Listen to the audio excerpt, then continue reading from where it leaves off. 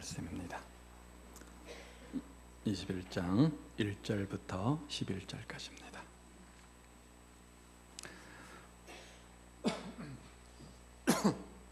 마태복음 21장 1절부터 11절까지입니다. 신약 성경 34페이지에 있습니다. 한 절씩 교독하도록 하죠. 그들이 예루살렘에 가까이 가서 감람산 벳박에 이르렀을 때에 예수께서 두 제자를 보내시며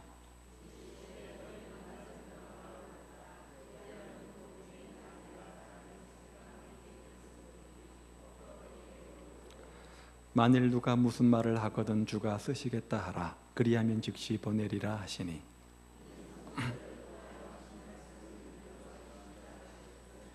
시온 딸에게 이르기를 내 왕이 내게 임하나니 그는 겸손하여 낙이 곧 멍에 매는 짐승의 새끼를 탓도다 하라 하였느니라. 나귀와 나귀 새끼를 끌고 와서 자기들의 겉옷을 그 위에 얹음에 예수께서 그 위에 타시니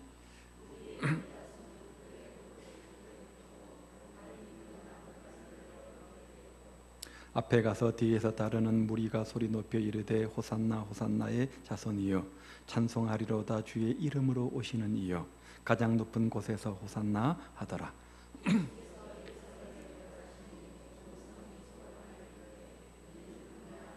무리가 이르되 갈릴리 나사렛에서 나온 선지자 예수라 하니라. 아멘. 우리가 고난주간을 보내는데요, 오늘을 우리가 종료주일이라고 합니다. 오늘 이 주일을 종료주일이라고 하고요, 오늘부터 시작해서 한 주간을 우리가 고난주간 이렇게 부릅니다. 종료주일이라고 하는 것은 예수님께서 예루살렘 성에 입성하실 때 수많은 군중들이 종려나무 가지를 꺾어서 흔들며 9절의 말씀처럼 호산나 주의 이름으로 오시는 이 왕이요 하늘에서는 평하여 가장 높은 곳에는 영광이다 이렇게 예수님을 환영했기 때문에 붙여진 이름이 바로 종료주일이죠. 그리고 호산나 호산나 이렇게 외쳤는데 호산나가 뜻하는 것은 이제 구원하옵소서, 지금 우리를 구원하옵소서, 그런 뜻을 가지고 있죠. 자, 종려나무를 흔들었습니다. 종려나무는 키가 약 20m 되는 큰 관상수라고 합니다. 이제 꽃도 꽃말이 있고 나무도 뜻하는 것이 있는데요, 종려나무가 뜻하는 것은 영광, 불멸, 부활 뭐 그런 것을 뜻한다고 합니다. 성경에는 예수님이 예루살렘 성에 들어오실 때부터 한 주간 동안 숨가쁘게 전개된 일들을 기록해 놓은 것이 있는데요, 사복음서에 구체적으로 기록이 되어져 있습니다. 오늘 우리가 종료주일을 맞이해서 그 사건들을 함께 묵상하면서 함께 은혜를 나누기 원하는데요, 먼저 우리가 묵상하며 생각할 것은 예루살렘 입성을 위해서 나귀 새끼를 제공한 사람을 우리가 생각해 볼 수 있습니다. 오늘 본문의 내용이죠. 고난주간이 시작되면서 첫 번째 일어난 사건이 뭐냐? 바로 이 사건입니다. 예루살렘 입성할 때 나귀가 쓰임 받았고요, 호산나 호산나 주님을 찬양했던 이 사건인데요, 그런데 예수님은 나귀를 타시기 위해서 제자들을 벳박의 맞은편 마을 베나니로 보내시죠. 그러면서 마을 어귀에 가면 메어 놓은 나귀가 있을 텐데 풀어서 끌고 오라 이렇게 말씀합니다. 정말로 예수님 말씀대로 가보았더니 마을 어귀에 나귀가 메어 있지 않았습니까? 그 메인 나귀를 풀자 주인이 나타나서 왜 남의 나귀를 가져가려고 하느냐 이렇게 말하죠. 제자들은 예수님의 말씀대로 3절 말씀처럼 주님이 쓰실 것이다, 주님이 쓰실 것이다 이렇게 말씀을 합니다. 그러자 이 나귀 주인은 아무 말 없이 선뜻 허락을 하죠. 그런데 이 나귀를 제공한 사람이 누구인지 알 길이 없습니다. 성경에는 언급을 해놓고 있지 않은 거죠. 단지 주님이 쓰시겠다라 할 때 즉시 내어준 것을 보아서, 선뜻 아무 말 없이 내어준 것으로 보아서 그는 믿음이 좋은 사람임에 틀림이 없습니다. 그 나귀 주인은 굉장히 억울한 겁니다. 생각해 보십시오. 고이 길러서 한 번도 타보지도 않았습니다. 한 번도 부려보지도 않았습니다. 한 번도 짐을 실어보지 않은 그런 나귀를 선뜻 주님을 위해서 제공하는 것, 굉장히 큰 헌신이요 희생 아닙니까? 여기서 우리가 발견할 수 있는 한 가지 교훈은 뭐냐? 주님께서 어떤 헌신을 요구하실 때, 뭔가 필요하실 때 한 사람이 기꺼이 믿음으로 순종했다는 겁니다. 내가 오늘 너를 사용하겠다, 너의 믿음을 사용하겠다, 너의 물질을 사용하겠다, 너의 재능을 사용하겠다, 이렇게 말씀하실 때 아무런 토달지 않고 아무런 핑계 없이 기꺼이 믿음으로 드렸다는 것이죠. 베다니 마을의 나귀 주인은 주가 쓰시겠다 하는 말 한마디에 자기 소유의 문제를 토하지 않았습니다. 다른 문제에 기이치 않고 바로 나귀를 헌신으로 드린 것이죠. 그렇다면 여러분들은 주님을 위해서 무엇을 드리십니까? 주님은 우리를 위해서 목숨까지 주셨는데 우리들은 주님 위해서 무엇을 얼마나 드리고 있습니까? 이 나귀를 드린 사람같이 주님을 위해서 우리의 가장 귀한 것들을 내어놓을 수 있습니까? 진정으로 고마운 사람에게는, 정말 사랑하는 자에게는 아무것도 아까운 것이 없습니다. 무엇이든지 다 드려도 그저 늘 아쉽고 부족한 마음뿐 아닙니까? 반대로 하나님의 은혜와 사랑을 깨닫지 못하고 주님께서 내 죄를 위해서 십자가에 돌아가셨다, 그 죽으신 것을 몸으로 진정 체험하지 못한다면, 마음속으로 믿지를 못한다면 구속의 기쁨도 없을 것이고요, 감사의 기쁨도 없을 것이고요. 그래서 항상 하나님께 드리는 것이 인색하며 억지로 드릴 수밖에 없겠지요. 그렇다면 어떻게 하면 우리도 이 나귀처럼 예수님을 태우는 일에 귀하게 쓰임받을 수 있을까요? 어떻게 우리가 이 시대에 하나님 앞에 쓰임받는 일꾼이 될 수 있을까요?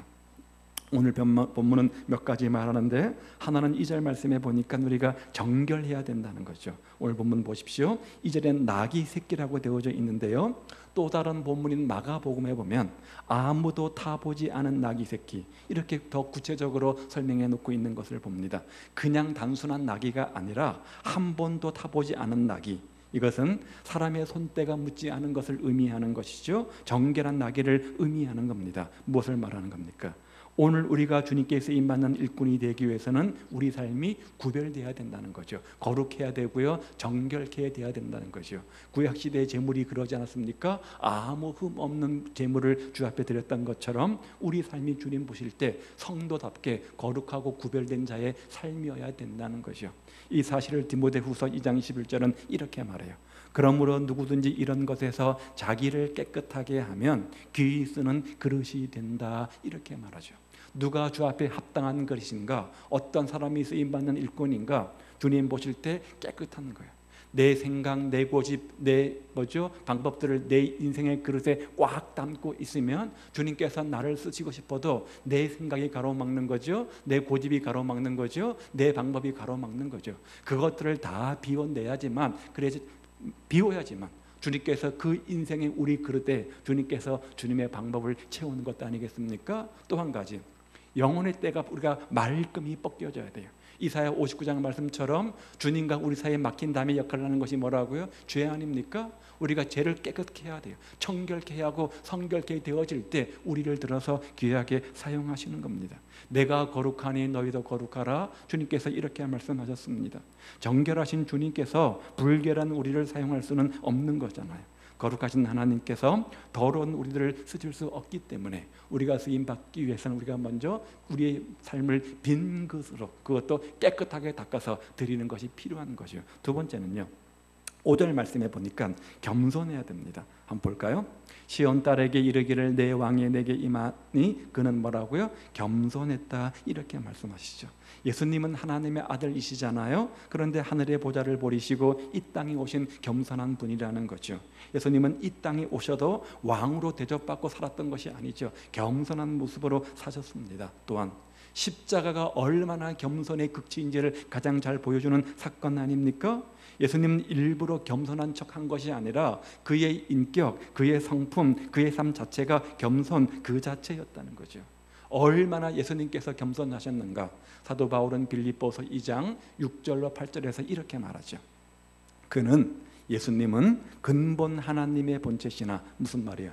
예수님과 하나님은 동등하단 말이죠. 예수님은 하나님이시나 하나님과 동등됨을 취할 것으로 여기지 아니하시고 오히려 자기를 비워 종의 형체를 가지고 사람들과 같이 되었고, 바로 이것이 자기 비하라고 하죠. 자기를 비하하는 거예요. 그래서 강림, 육체적 강림이라고 하죠. 하나님이신 예수님께서 인간의 몸을 입고 이 땅에 오신 것을 자기 비하 강림이라고 합니다. 자, 그래서 오셔가지고 또 어떻게 했느냐? 사람의 모양으로 나타나셨는데 자기를 낮추시고 죽기까지 복종하셨으니 십자가에 죽으심이라. 오신 것도 겸손 그 자체인데 오셔서 십자가에 죽으신 것은 더 겸손의 극치라 이 말이죠. 즉 예수님은 겸손 그 자체였다는 겁니다. 그런데 우리에게 있어서 가장 잘 안 되는 부분이 있다면 바로 이 부분 아닙니까? 정말로 우리는 겸손해야 되는데 인간의 본성상 겸손하기가 그렇게 쉬운 것은 아닙니다. 우리의 본성은 자꾸만 자랑하고 싶습니다. 자신을 드러내고 싶습니다. 인정받고 싶습니다. 칭찬받고 싶습니다. 맨 앞줄에 서고 싶습니다. 그런 우리의 본성에 비해서 주님은 겸손하라 겸손하라 이렇게 말씀하니까 자꾸만 상치되는 거예요. 그래서 힘든 거잖아요. 우리는 하나님 앞에 겸손할 뿐만 아니라 사람 앞에서도 겸손해야 됩니다. 마음으로만 겸손할 뿐만 아니라 우리의 행동에서도 말에서도 자세나 또 태도나 모습이나 심지어 말투까지도 겸손해야 된다는 거죠. 왜? 우리가 겸손하지 않으면 주님이 우리를 사용하실 수 없기 때문에 그렇습니다. 겸손할 때 주님은 우리를 사용하셔서 더욱더 높이시고 더욱더 빛내게 해주시고 더욱더 충성하게 만들어 주시는 거죠. 세 번째 방법은요, 섬김입니다. 섬김입니다. 우리도 나귀처럼 그 주인처럼 쓰임받기 위해서 가져야 할 상품은 섬김입니다. 다시 한번 5절 말씀을 보십시오. 시온 딸에게 이르기를 너 왕이 내게 임하나니 그는 겸손하여 나귀 곧 멍에 매는 짐승. 나귀를 예수님께서 어떻게 설명하십니까?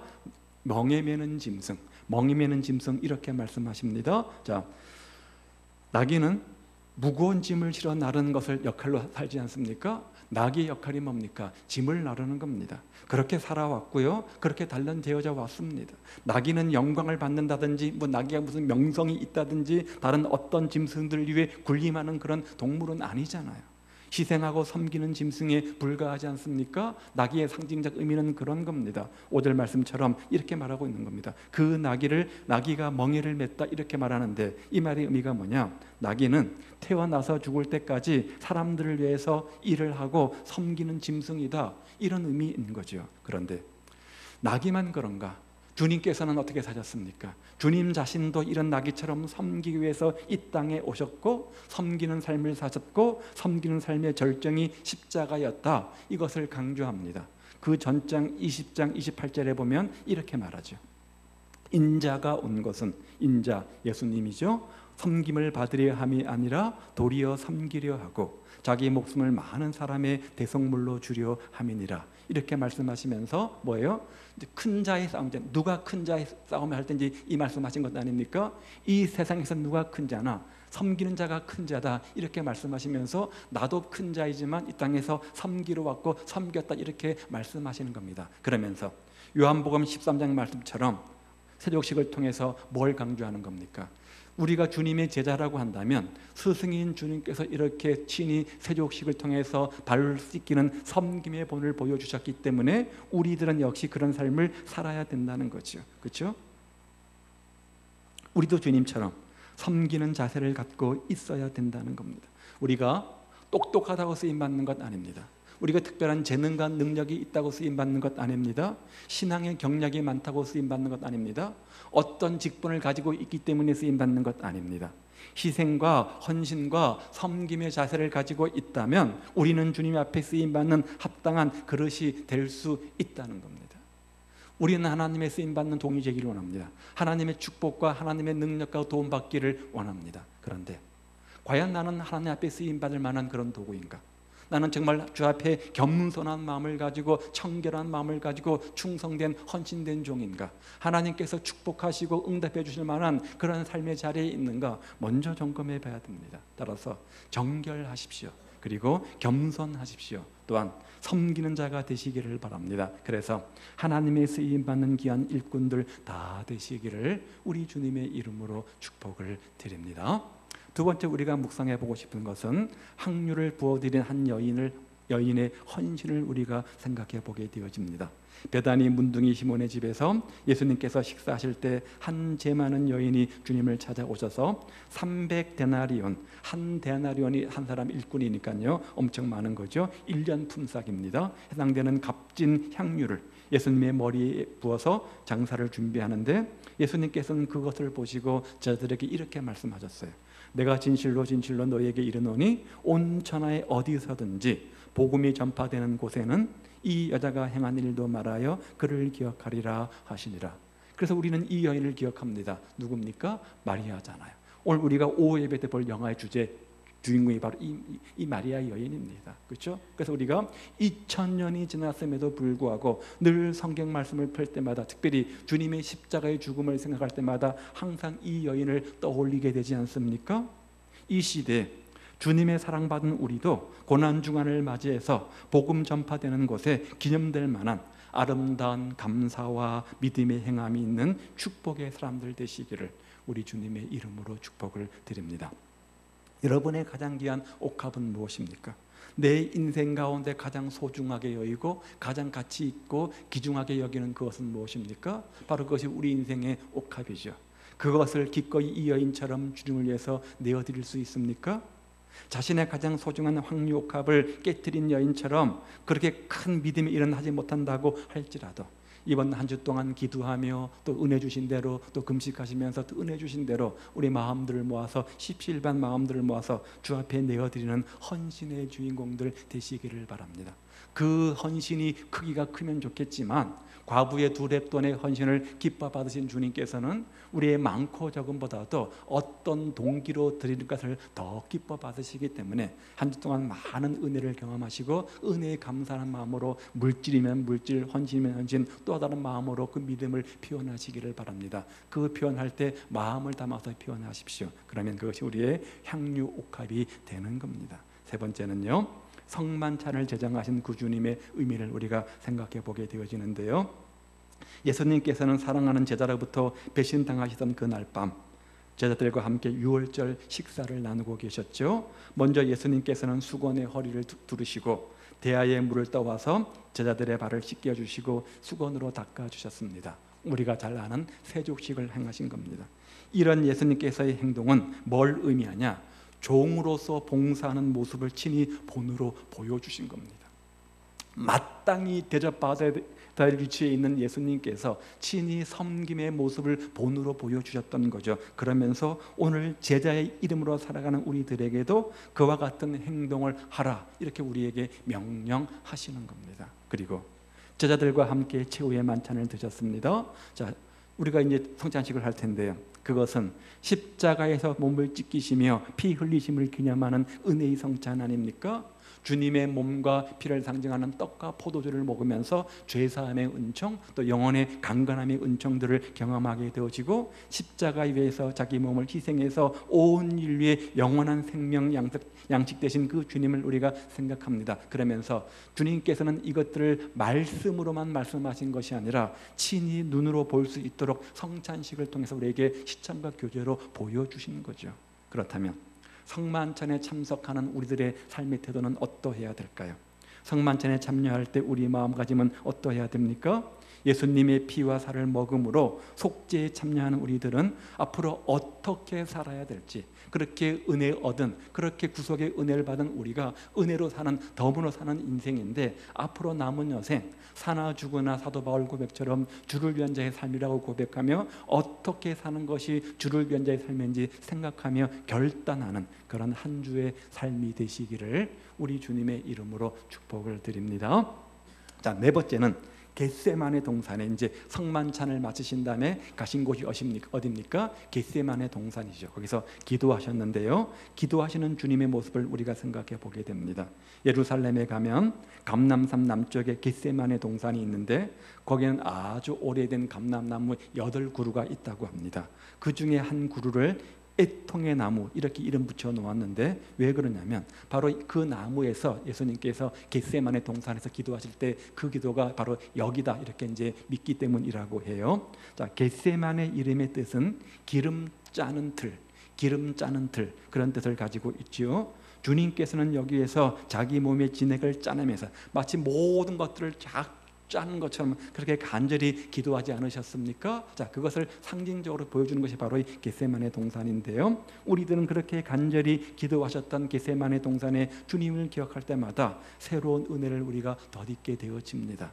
예수님께서는 유월절 최후의 만찬을 제자들과 함께 마치시고 감람산으로 오르셨습니다. 그 중에서 베드로와 야고보와 요한 3명의 제자를 데리고 끝까지 가서 죽음을 앞둔 최후의 기도를 드리죠. 몇 시간 후면 가룟 유다가 배신해서 체포되어 재판받고 사형정으로 끌려가서 겟세마네 주님은 뭐죠? 이제 십자가에 못 박히실 주님 다 아시면서도 그 마지막 순간 예수님께서는 기도를 선택하신 겁니다. 기도하시면서 심려를 기울인 최후의 기도를 드립니다. 십자가를 어떻게 준비하시느냐? 기도로 준비하시는 겁니다. 누가복음 22장에 보면요, 이 사건을 이렇게 적어놓고 있습니다. 예수께서 힘쓰고 애써 더욱 간절히 기도하시니 땀이 땅에 떨어지는 핏방울 같이 되더라. 자, 보십시오.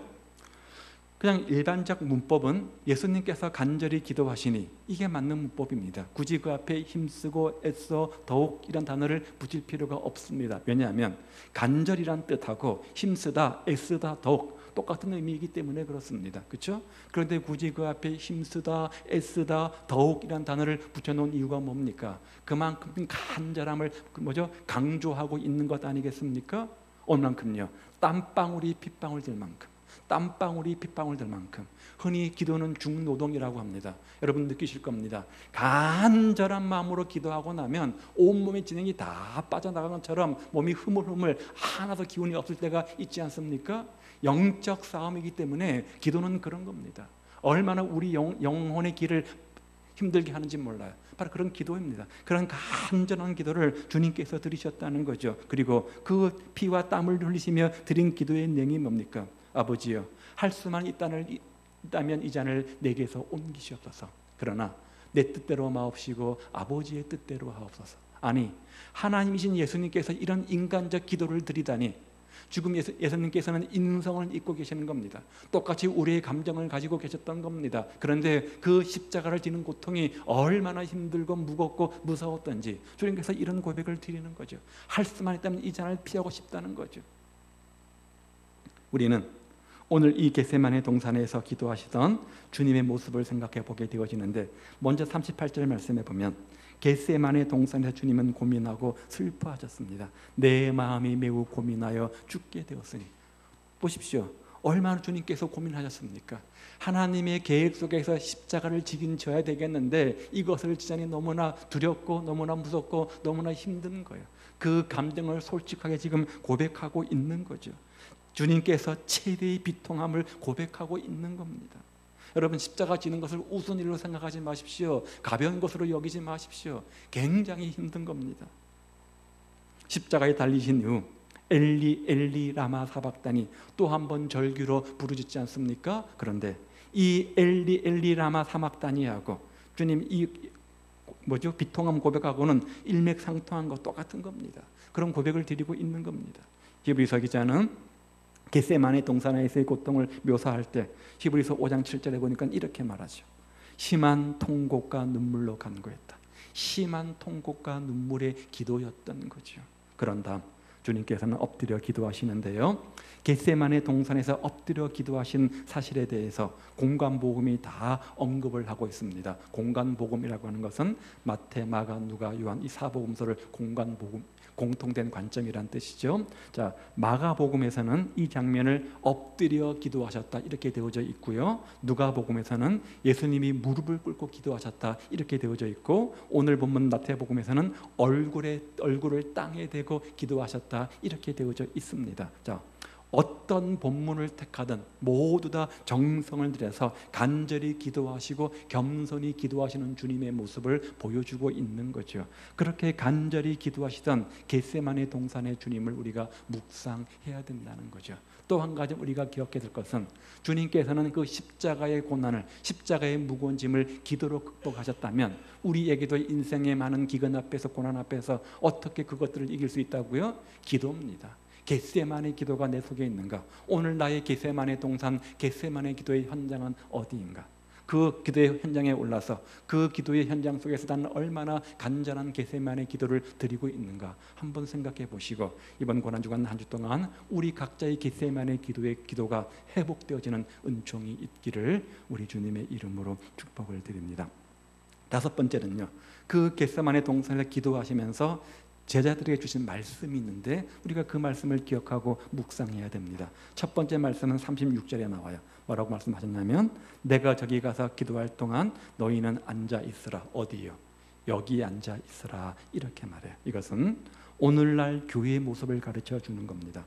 자, 우리가 여기서 어디요? 여기서 지금 여기서 우리에게 맡겨주신 직분과 위치와 사명을 각각 깨달아서 있는 이 자리에서 자기 책임에 대해서 충성해야 됨을 보여주는 겁니다.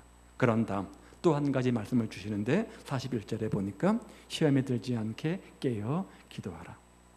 오늘 이같이 명령하시는 주님의 명령을 우리가 기억해야 됩니다. 왜냐하면 이 말씀은 12 제자에게만 해당되는 명령이 아니라 우리 모든 성도들에게 동일한 음성으로 들려주시는 하나님의 음성이기 때문에 그렇습니다. 그런데 제자들은 여기서 실패하잖아요. 그렇죠?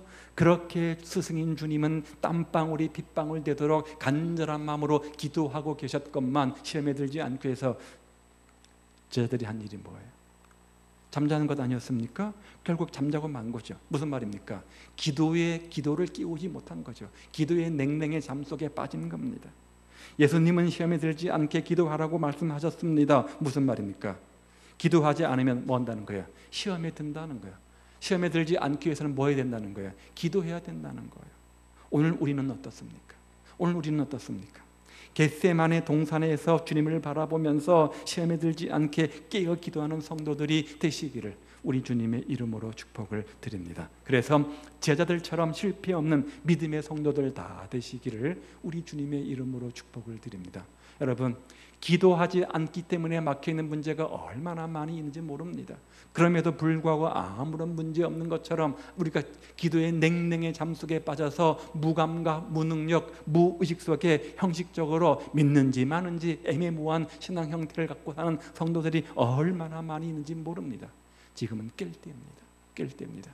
시험에 들지 않도록 깨어 기도하는, 새벽을 깨우는 성도들 되시기를 우리 주님의 이름으로 축복을 드리고요. 마지막 6번째는 십자가에 못 박혀 피 흘리신 예수님을 우리가 묵상해야 됩니다. 예수님은 온 인류의 죄를 사하시려고 마침내 십자가를 지십니다. 그런데 이 사실을 이사야 선지자는 700년 전에 이미 이렇게 예언해 놓았죠. 그가 찔림은 우리의 허물 때문이요 그가 상함은 우리의 죄악 때문이라. 그가 징계를 받음으로 우리가 평화를 누리고 그가 채찍에 맞음으로 우리는 나음을 받았도다. 십자가 위에서 죽으신 예수님께서 십자가의 죽음을 주셨는데 이것은 인류의 모든 죄를 대신하는 대속의 죽음입니다. 예수님의 십자가의 죽음을 우리가 대속의 죽음이라고 하는 이유가 뭡니까? 대신 속량해 주었다는 거예요. 자기 죄 때문에 죽는 죽음이 아니라 다른 사람들을 위해서 대신 져주는 죽음이기 때문에 대속의 죽음이라 이렇게 말씀하는 거죠. 그 예수님의 십자가를 깊이 묵상하며 감사하는 기도를 드리시기 바랍니다. 왜요? 누구 때문입니까? 우리 때문이라는 거죠. 나를 위해서 십자가에 피 흘려 죽으셨기 때문에 우리가 그 십자가를 생각할 때마다 감사가 넘치고 은혜가 넘쳐야 된다는 거죠. 그리고 예수님께서 십자가에서 하신 말씀들을 기억하고 하나님의 크신 은혜와 극진하신 사랑을 체험하는 한 주간이 되시기를 우리 주님의 이름으로 축복을 드립니다. 예수님께서 나를 위해서 구원하시려고 십자가에 고난 당하셨다는 사실을 내 가슴으로 뜨겁게 믿어야 됩니다. 아마 그럴 거야. 추상적이고 관념적으로 생각해서는 안 됩니다. 이 사실이 내 마음속에 구체적으로 확신으로 믿어져서 십자가 소리만 들어도 가슴이 뭉클해지고 눈물이 핑 쏟아지는 그런 은혜가 있기를 바라고, 그런 사람들은 고난주간을 보낼 때 어떤 마음을 갖느냐, 그 하나님의 은혜가 너무나 크지만 어떻게 하면 10분의 1 아니 100분의 1이라도 보답할 수 있을까, 그런 마음의 다짐과 각오와 결심을 하게 되어지는 겁니다. 그런 한 주간이 되시기를 우리 주님의 이름으로 축복을 드립니다. 자, 우리 그런 마음을 담아서 성전식을 거행하도록 하죠. 찬송가 229장 1절부터 3절까지입니다.